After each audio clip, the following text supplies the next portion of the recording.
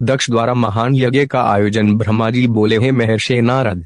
इस प्रकार क्रोधित व अपमानित दक्ष ने कंग नामक तीर्थ में एक बहुत बड़े यज्ञ का आयोजन किया। उस यज्ञ में उन्होंने सभी देवर्षियों, महर्षियों तथा देवताओं को दीक्षा देने के लिए बुलाया। अगस्त्य, कश्यप, अत्रि, वामदेव, भृगु, दीची, भगवान व्यास, भारद्वाज, गौतम, कैल, पराशर, गर्ग, भार्गव, ककुश, सितंबर, सुमंतु, त्रिक, कंक और वैशंपायन सहित अनेक ऋषि मुनि अपनी पत्नियों व पुत्रों सहित प्रजापति दक्ष के यज्ञ में सम्मिलित हुए। समस्त देवता अपने दैवगणों के साथ प्रसन्नता पूर्वक यज्ञ में गए। अपने पुत्र दक्ष की प्रार्थना स्वीकार करके मैं विश्वस्रष्टा ब्रह्मा और बैकुंठ लोक से भगवान विष्णु भी उस यज्ञ में पहुंचे। वहां दक्ष ने सभी पधारे हुए अतिथियों का खूब आदर सत्कार किया। उस यज्ञ के स्थान का निर्माण देवताओं के शिल्पी विश्वकर्मा द्वारा किया गया था। विश्वकर्मा ने बहुत से दिव्य भवनों का निर्माण किया।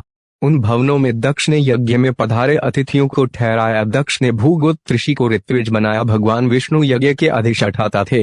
इस विधि को मैंने ही बताया। दक्ष सुंदर रूप धारण कर यज्ञ मंडल में उपस्थित था। उस महान यज्ञ में 88,000 ऋषि एक साथ हवन कर सकते थे। 64,000 देवर्षि मंत्रों का उच्चारण कर रहे थे। सभी मग्न होकर वेद मंत्रों का गान कर रहे थे। दक्ष ने उस महायज्ञ में गंधर्वों, विद्याधरों, सिद्धों, 12 आदित्यों व उनके गणों तथा नागों को भी आमंत्रित किया था। साथ ही देश विदेश के अनेक राजा उसमें उपस्थित थे, जो अपनी सेना एवं दरबारियों सहित यज्ञ में पधारे थे। कौतुक और मंगलाचार कर दक्ष ने यज्ञ की दीक्षा ली, परंतु उस दुरात्मा दक्ष ने त्रिलोकीनाथ करुणा निधान भगवान शिव को यज्ञ के लिए निमंत्रण नहीं भेजा था, न ही अपनी पुत्री सती को ही बुलाया था। दक्ष के अनुसार भगवान शिव कपालधारी हैं, इसलिए उन्हें यज्ञ में स्थान देना गलत है। सती भी शिव जी की विपत्नी होने के कारण कंपाली भार्या हुई, अतः उन्हें भी बुलाना पूर्णतः अनुचित था।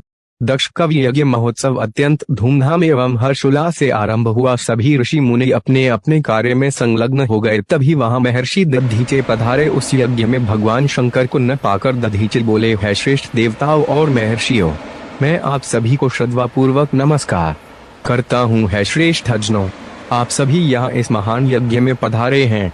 मैं आप सबसे यह पूछना चाहता हूँ कि मुझे इस यज्ञ में त्रिलोकीनाथ भगवान शंकर कहीं भी दिखाई नहीं दे रहे हैं। उनके बिना यह यज्ञ मुझे सूना लग रहा है। उनकी अनुपस्थिति से यज्ञ की शोभा कम हो गई है। जैसा कि आप जानते ही हैं कि भगवान शिव की कृपा से सभी कार्य सिद्ध होते हैं। वे परम सिद्ध पुरुष नीलकंठधारी प्रभु शंकर यहाँ क्यों नहीं दिखाई दे रहे हैं, जिनकी कृपा से अमंगल भी मंगलवार हो जाता है, जो सर्वथा सबका मंगलवार करते हैं। उन भगवान शिव का यज्ञ में उपस्थित होना बहुत आवश्यक है। इसलिए आप सभी को यज्ञ के सकुशल पूर्ण होने के लिए परम कल्याणकारी भगवान शिव को अनुनय कर इस यज्ञ में लाना चाहिए, तभी इस यज्ञ की पूर्ति हो सकती है। इसलिए आप सभी श्रेष्ठ जन तुरंत कैलाश पर्वत पर जाएं और भगवान शिव और देवी सती को यज्ञ में ले आएं। उनके आने से यह यज्ञ पवित्र हो जाएगा। वे परम पुण्यमी है, उनके यहाँ आने से ही यह यज्ञ पूरा हो सकता है। महर्षि दधीची की बातों को सुनकर दक्ष हंसते हुए बोला कि भगवान विष्णु देवताओं के मूल हैं, अतः मैंने उन्हें सादर यहाँ बुलाया है। जब वे यहाँ उपस्थित हैं तो भला यज्ञ में क्या कमी हो सकती है। भगवान विष्णु के साथ साथ ब्रह्मा जी भी वेदों, उपनिषदों और विविध आगमों के साथ यहाँ पधारे हैं। देवगणों सहित इंद्र भी यहाँ उपस्थित हैं। वेद और वेद तत्वों को जानने वाले तथा उनका पालन करने वाले सभी महर्षि यज्ञ में आ चुके हैं। जब सभी देवगण एवं श्रेष्ठ जन यहाँ उपस्थित हैं तो रुद्रदेव की यहाँ क्या आवश्यकता है। मैंने सिर्फ ब्रह्मा जी के कहने पर अपनी पुत्री सती का विवाह शिव जी से कर दिया था। मैं जानता हूँ कि वे कुलहीन हैं, उनके माता पिता का कुछ भी पता नहीं है। वे भूतों, प्रेतों और पिशाचों के स्वामी हैं। वे स्वयं ही अपनी प्रशंसा करते हैं। वे मूढ़, जड़, मौनी और ईर्ष्यालु होने के कारण यज्ञ में बुलाए जाने के योग्य नहीं है। अतः दधीची जी, आप उन्हें यज्ञ में बुलाने के लिए न कहें। आप सब ऋषि मुनि मिलकर अपने सहयोग से मेरे इस यज्ञ को सफल बनाएं। उपस्थित होना बहुत आवश्यक है। इसलिए आप सभी को यज्ञ के सकुशल पूर्ण होने के लिए परम कल्याणकारी भगवान शिव को अनुनय कर इस यज्ञ में लाना चाहिए, तभी इस यज्ञ की पूर्ति हो सकती है। इसलिए आप सभी श्रेष्ठ जन तुरंत कैलाश पर्वत पर जाएं और भगवान शिव और देवी सती को यज्ञ में ले आएं। उनके आने से यह यज्ञ पवित्र हो जाएगा। वे परम पुण्यमी हैं, उनके यहाँ आने से ही यह यज्ञ पूरा हो सकता है। महर्षि दधीची की बातों को सुनकर दक्ष हंसते हुए बोला कि भगवान विष्णु देवताओं के मूल हैं, अतः मैंने उन्हें सादर यहाँ बुलाया है। जब वे यहाँ उपस्थित हैं तो भला यज्ञ में क्या कमी हो सकती है। भगवान विष्णु के साथ साथ ब्रह्मा जी भी वेदों, उपनिषदों और विविध आगमों के साथ यहाँ पधारे हैं। देवगणों सहित इंद्र भी यहाँ उपस्थित हैं। वेद और वेद तत्वों को जानने वाले तथा उनका पालन करने वाले सभी महर्षि यज्ञ में आ चुके हैं। जब सभी देवगण एवं श्रेष्ठ जन यहाँ उपस्थित हैं तो रुद्रदेव की यहाँ क्या आवश्यकता है? मैंने सिर्फ ब्रह्मा जी के कहने पर अपनी पुत्री सती का विवाह शिव जी से कर दिया था। मैं जानता हूँ कि वे कुलहीन हैं, उनके माता पिता का कुछ भी पता नहीं है। वे भूतों, प्रेतों और पिशाचों के स्वामी हैं। वे स्वयं ही अपनी प्रशंसा करते हैं। वे बुलाए जाने के योग्य नहीं हैं। माना और ईर्ष्यालु होने के कारण जी आप उन्हें यज्ञ में बुलाने के लिए न कहें। आप सब ऋषि मुनि मिलकर अपने सहयोग से मेरे इस यज्ञ को सफल बनाएं। दक्ष की बात सुनकर दधीचे मुनि बोले हैं, दक्ष, परम कल्याणकारी भगवान शिव को यज्ञ में न बुलाकर तुमने इस यज्ञ को पहले ही भंग कर दिया है। यह यज्ञ कहलाने लायक ही नहीं है। तुमने भगवान शिव को निमंत्रण न देकर उनकी अवहेलना की है, इसलिए तुम्हारा विनाश निश्चित है। यह कहकर दधीचे वहां से अपने आश्रम चले गए। उनके पीछे पीछे भगवान शिव का अनुसरण करने वाले सभी ऋषि मुनि भी वहां से चले गए। दक्ष के समर्थकों ने यज्ञ छोड़कर गए ऋषियों मुनियों के प्रति व्यंग्य भरे वचनों का प्रयोग किया। इस प्रकार प्रसन्न होकर दक्ष बोलने लगे कि यह बहुत अच्छी बात है कि मंद बुद्धि और मिथ्यावाद में लगे दुराचारी मनुष्य सभी इस यज्ञ का त्याग करके स्वयं ही चले गए हैं। भगवान विष्णु और ब्रह्मा जी, जो कि सभी वेदों के ज्ञाता हैं और वेद तत्वों से परिपूर्ण हैं, इस यज्ञ में उपस्थित हैं। यही मेरे यज्ञ को सफल बनाएंगे। ब्रह्मा जी बोले कि दक्ष की ये बातें सुनकर वे सभी शिव माया से मोहित हो गए। सभी देवर्षि आदि देवताओं का पूजन करने लगे। इस प्रकार यज्ञ पुनः आरंभ हो गया। मुनि श्रेष्ठ, इस प्रकार वहां यज्ञ स्थल पर रुके अनेक देवर्षि और मुनि वहां पुनः यज्ञ को पूर्ण करने हेतु पूजन करने लगे। सती का दक्ष के यज्ञ में आना। ब्रह्मा जी कहते हैं, नारद, जिस समय देवता और ऋषिगण दक्ष के यज्ञ में भाग लेने के लिए उत्सव करते हुए जा रहे थे, उस समय दक्ष की पुत्री सती अपनी सखियों के साथ गंधमादन पर्वत पर धारागृह में अनेक क्रीड़ाएं कर रही थीं। सती ने देखा कि रोहिणी के साथ चंद्रमा कहीं जा रहे थे। तब सती ने अपनी प्रिय सखी विजया से कहा कि विजय, जल्दी जाकर पूछो कि देवी रोहिणी और चंद्र कहाँ जा रहे हैं। तब विजया दौड़कर चंद्रदेव के पास गई और उन्हें नमस्कार करके उनसे पूछा कि हे चंद्रदेव, आप कहाँ जा रहे हैं। चंद्रदेव ने उत्तर दिया कि वे दक्ष द्वारा आयोजित यज्ञ में निमंत्रित हैं, अतः वहीं जा रहे हैं। यज्ञ उत्सव के बारे में सुनकर देवी विजया तुरंत देवी सती के पास आई और सारी बातों से सती को अवगत कराया। तब देवी सती को बड़ा आश्चर्य हुआ कि ऐसी क्या बात है जो पिताजी ने यज्ञ उत्सव के लिए अपनी बेटी दामाद को निमंत्रण तो दूर सूचना भी नहीं दी। बहुत सोचने पर भी उनकी समझ में कुछ नहीं आ सका। असमंजस की स्थिति में वे अपने पति महादेव जी वे 202 पास गई और उनसे कहने लगी। सती बोली है, महादेव जी, मुझे ज्ञात हुआ है कि मेरे पिता श्री दक्ष जी ने एक बहुत बड़े यज्ञोत्सव का आयोजन किया है, जिसमें उन्होंने सभी देवर्षियों, महर्षियों एवं देवताओं को आमंत्रित किया है। सभी देवता और ऋषिगण वहां एकत्रित हो चुके हैं। हे प्रभु, मुझे बताइए कि आप वहां क्यों नहीं जा रहे हैं। आप सभी सुहृदों से मिलने को हमेशा आतुर रहते हैं। आप भक्तवत्सल हैं। प्रभु, उस महायज्ञ में सभी आपके भक्त पधारे हैं। आप मेरी प्रार्थना मानकर आज ही मेरे साथ मेरे पिता के उस महान यज्ञ में चलिए। सती इस प्रकार भगवान शंकर से यज्ञशाला में चलने की प्रार्थना करने लगी। सती की प्रार्थना सुनकर भगवान महेश्वर बोले, हे देवी, तुम्हारे पिता दक्ष मेरे विशेष द्रोही हो गए हैं। मुझसे बैर की भावना रखते हैं, इसी कारण उन्होंने मुझे निमंत्रण नहीं दिया और जो बिना बुलाए दूसरों के घर जाते हैं वे मरण से भी अधिक अपमान पाते हैं। हे देवी, उस यज्ञ में सभी अभिमानी, मूढ़ और ज्ञानशून्य देवता और ऋषि ही हैं। उत्तम व्रत का पालन करने वाले और मेरा पूजन करने वाले सभी ऋषि मुनियों और देवताओं ने उस महायज्ञ का त्याग कर दिया है तथा अपने अपने धाम को वापस चले गए हैं। अतः प्रिय, हमारा उस यज्ञ में जाना अनुचित है। वैसे भी बिना बुलाए जाना अपना अपमान कराना है। शिवजी के इन वचनों को सुनकर देवी सती क्रुद्ध हो गई और शिवजी से बोली, है प्रभु, आप तो सबके परमेश्वर हैं। आपके उपस्थित होने से यज्ञ सफल हो जाते हैं। आपको मेरे दुष्ट पिता ने आमंत्रित नहीं करके आपका अपमान किया है। भगवान, मैं ऐसा करने का प्रयोजन जानना चाहती हूँ कि क्यों मेरे पिता ने आपका अनादर किया है। इसलिए मैं अपने पिता के यज्ञ में जाना चाहती हूँ ताकि इस बात का पता लगा सकूं। अतः प्रभु, आप मुझे आज्ञा प्रदान करें। देवी सती के क्रोधित शब्दों को सुनकर भगवान शंकर बोले, हे देवी, यदि तुम्हारी इच्छा वहां जाने की है तो मैं तुम्हें आज्ञा देता हूं कि अपने पिता के यज्ञ में जाओ। नंदीश्वर को सजाकर उस पर चढ़कर अपने संपूर्ण वैभव के साथ अपने पिता के यहाँ जाओ। शिवजी की आज्ञा मानकर देवी सती ने उत्तम श्रृंगार किया और अनेक प्रकार के आभूषण धारण करके देवी सती अपने पिता के घर की ओर चल दी। उनके साथ शिवजी ने 60,000 रौद्रगणों को भी भेजा। सभी गण उत्सव रचाकर देवी का गुणगान करते हुए दक्ष के घर की ओर जाने लगे। शिवगणों ने पूरे रास्ते शिव शिवा के यश का गान किया। उस यात्रा काल में जगदम्बा बहुत शोभा पा रही थी। उनकी जय जयकार से सारी दिशाएं गूंज रही थीं। यज्ञशाला में सती का अपमान। ब्रह्मा जी बोले, हे नारद, दक्ष कया देवी सती उस स्थान पर गई जहां महान यज्ञ उत्सव चल रहा था, जहां देवता, असुर और मुनि, साधु संत अग्नि में मंत्रोच्चारण के साथ आहुतियां डाल रहे थे। सती ने अपने पिता के घर में अनेक आश्चर्यजनक बहुमूल्य वस्तुएं देखी। अनेक मनोहारी और उत्तम आभा से परिपूर्ण धन्य धान्य से युक्त दक्ष का भवन अनोखी शोभा पा रहा था। देवी सती नंदी से उतरकर अकेली ही यज्ञशाला के अंदर चली गई। सती को वहां आया देखकर उनकी माता और बहनें बहुत प्रसन्न हुई और देवी सती का खूब आदर सत्कार करने लगी, परंतु उनके पिता दक्ष ने उनको देखकर कोई खुशी जाहिर न की और न ही उनकी तरफ ध्यान दिया। दक्ष के भय से ही अन्य लोगों ने भी देवी सती का आदर नहीं किया। सभी के व्यवहार में तिरस्कार देखकर देवी सती को बहुत आश्चर्य हुआ।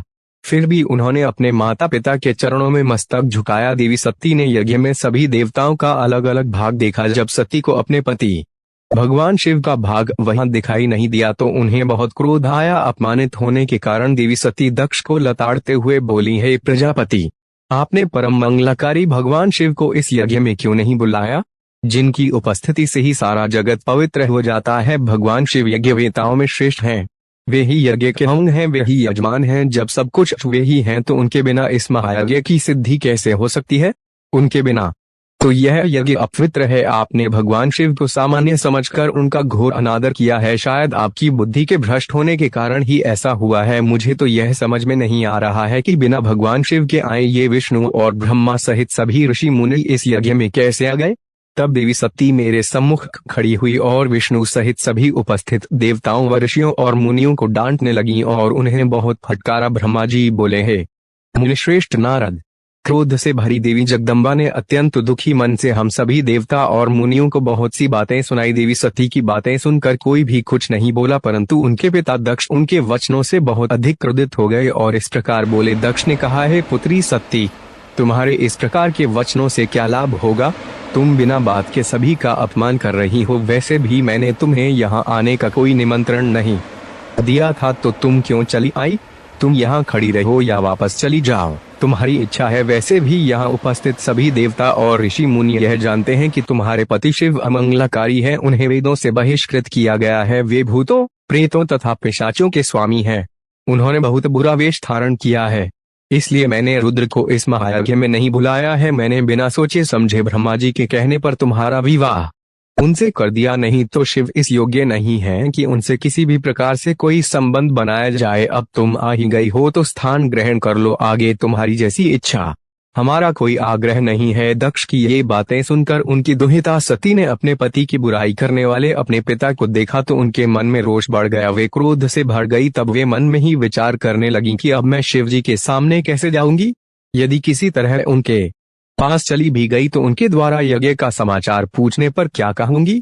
यह सब सोचकर वे अपने पिता दक्ष से बोली, जो त्रिलोकीनाथ करुणा निधान महादेव जी की निंदा करता अथवा सुनता है वे हमेशा के लिए नरक में जाता है, अर्थात जब तक सूर्य और चंद्रमा का अस्तित्व है उसे नरक भोगना पड़ता है। इस प्रकार देवी सती को वहां आने पर बहुत पश्चाताप हो रहा था। अपने पति भगवान शिव की अवहेलना को वे सहन नहीं कर पा रही थीं।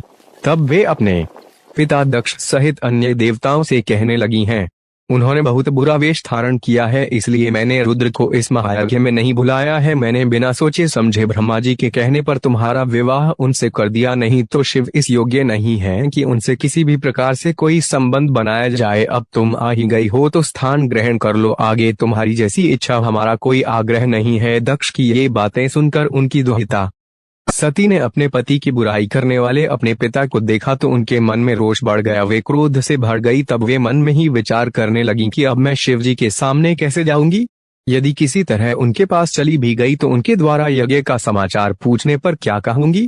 यह सब सोचकर वे अपने पिता दक्ष से बोली, जो त्रिलोकीनाथ करुणा निधान महादेव जी की निंदा करता अथवा सुनता है वे हमेशा के लिए नरक में जाता है, अर्थात जब तक सूर्य और चंद्रमा का अस्तित्व है उसे नरक भोगना पड़ता है। इस प्रकार देवी सती को वहां आने पर बहुत पश्चाताप हो रहा था। अपने पति भगवान शिव की अवहेलना को वे सहन नहीं कर पा रही थीं। तब वे अपने पिता दक्ष सहित अन्य देवताओं से कहने लगी। देवी सती बोली, तुम सभी भगवान शिव के निंदक हो। तुमने उनकी अवहेलना होते देखकर प्रभु शिव का अपमान किया है। इस पाप का फल तुम सभी को अवश्य भोगन पड़ेगा। जो लोग भक्ति और ज्ञान से विमुख हैं, वे यदि ऐसा कार्य करें तो कोई आश्चर्य नहीं होता, परंतु जिन लोगों ने अज्ञान के अंधेरों को दूर कर अपने ज्ञान चक्षुओं को खोल लिया है, जो महात्माओं के चरणों की धूल से अपने को शुद्ध और पवित्र कर चुके हैं, उन्हें किसी से बैर भाव रखना, ईर्ष्या करना और निंदा करना कतई शोभा नहीं देता है। भगवान के श्री चरणों का ध्यान करते हुए उनका 2 अक्षर का नाम शिव का उच्चारण करने से ही सारे पाप धुल जाते हैं। तुम मूर्खता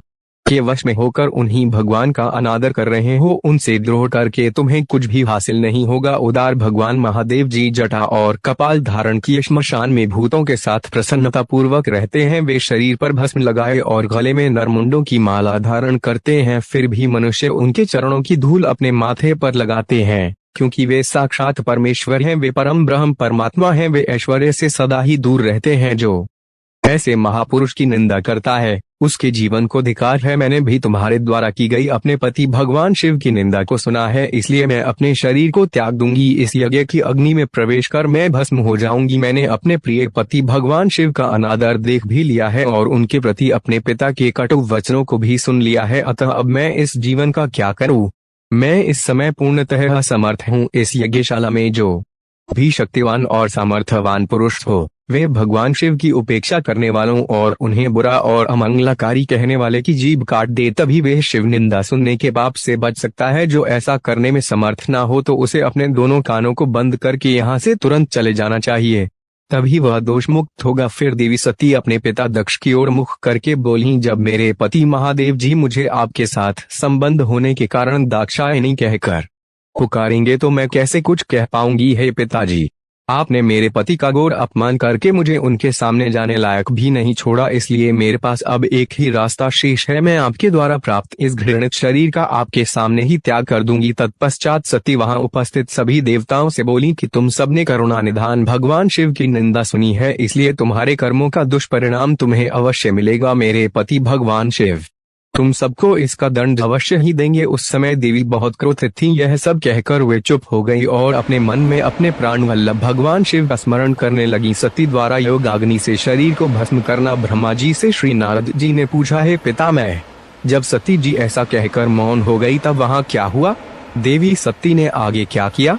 इस प्रकार नारद जी ने अनेक प्रश्न पूछ डाले और ब्रह्मा जी से प्रार्थना की कि वे आगे की कथा सविस्तार सुनाएं। यह सुनकर ब्रह्मा जी मुस्कुराए और प्रसन्नता पूर्वक कहने लगे, है नारद। मौन होकर देवी सती अपने पति भगवान शिव का स्मरण करने लगी। उनका स्मरण करने के बाद उनका क्रोधित मन शांत हो गया। तब शांत मनोभाव से शिव जी का चिंतन करती हुई देवी सती पृथ्वी पर उत्तर की ओर मुख करके बैठ गई। तत्पश्चात विधि पूर्वक जल से आचमन करके उन्होंने वस्त्र ओढ़ लिया। फिर पवित्र भाव से उन्होंने अपनी दोनों आंखें मूंद लीं और पुनः शिव जी का चिंतन करने लगी। सती ने प्राणायाम से प्राण और अपान को एक रूप करके नाभि में स्थित कर लिया। सांसों को संयत कर नाभि चक्र के ऊपर हृदय में स्थापित कर लिया। सती ने अपने शरीर में योग मार्ग के अनुसार वायु और अग्नि को स्थापित कर लिया। तब उनका शरीर योग मार्ग में स्थित हो गया। उनके हृदय में शिव जी विद्यमान थे। यही वह समय था जब उन्होंने अपना शरीर त्याग दिया था। उनका शरीर यज्ञ की पवित्र योगाग्नि में गिरा और पल भर में ही भस्म हो गया। वहां उपस्थित मनुष्यों सहित देवताओं ने जब यह देखा कि देवी सती भस्म हो गई हैं, तो आकाश और भूमि पर हाहाकार मच गया। यह हाहाकार सभी को भयभीत कर रहा था। सभी लोग कह रहे थे कि किस दुष्ट के दुर्व्यवहार के कारण भगवान शिव की पत्नी सती ने अपनी देह का त्याग कर दिया। तो कुछ लोग दक्ष की दुष्टता को धिक्कार रहे थे, जिसके व्यवहार से दुखी होकर देवी सती ने यह कदम उठाया था। सभी सत्पुरुष उनका सम्मान करते थे। उनका हृदय असहिष्णु था। उन्होंने ऐसी महान देवी और उनके पति करुणा निधान भगवान शिव का अनादर और निंदा करने वाले दक्ष को भी कोसा। सभी कह रहे थे कि दक्ष ने अपनी ही पुत्री को प्राण त्यागने के लिए मजबूर किया है, इसलिए दक्ष अवश्य ही महानरक में जाएगा और पूरे संसार में उसका अपयश होगा। दूसरी ओर देवी सती के साथ पधारे सभी शिवगणों ने जब यह दृश्य देखा तो उनके क्रोध की कोई सीमा न रही। वे तुरंत अपने अस्त्र शस्त्र लेकर दक्ष को मारने के लिए दौड़े वे 60,000 पार्षद गण क्रोध से चिल्ला रहे थे और अपने को ही धिक्कार रहे थे कि यहाँ उपस्थित होते हुए भी हम अपनी माता देवी सती की रक्षा नहीं कर पाए। उनमें से कई पार्षदों ने तो स्वयं अपने शरीर का त्याग कर दिया। बचे हुए सभी शिवगण दक्ष को मारने के लिए बड़ी तेजी से आगे बढ़ रहे थे। जब ऋषि भृगु ने उन्हें आक्रमण के लिए आगे बढ़ते हुए देखा तो उन्होंने यज्ञ में विघ्न डालने वालों का नाश करने के लिए यजुर मंत्र पढ़कर दक्षिणाग्नि में आहुति दे दी। आहुति के प्रभाव के फलस्वरूप यज्ञ कुंड में से ऋभु नामक अनेक देवता जो प्रबल वीर थे वहां प्रकट हो गए। ऋभु नामक सहस्रान देवताओं और शिवगणों में भयानक युद्ध होने लगा। वे देवता ब्रह्मतेज से संपन्न थे। उन्होंने शिवगणों को मारकर तुरंत भगा दिया। इससे वहां यज्ञ में और अशांति फैल गई। सभी देवता और मुनि भगवान विष्णु से इस विघ्न को टालने की प्रार्थना करने लगे। देवी सती का भस्म हो जाना और भगवान शिव के गणों को मारकर वहां से भगाए जाने का परिणाम सोचकर सभी देवता और ऋषि विचलित थे। हे नारद, इस प्रकार दक्ष के उस महायज्ञ उत्सव में बहुत बड़ा उत्पात मच गया था और सब ओर त्राही त्राही मच गई थी। सभी भावी परिणाम की आशंका से भयभीत दिखाई दे रहे थे।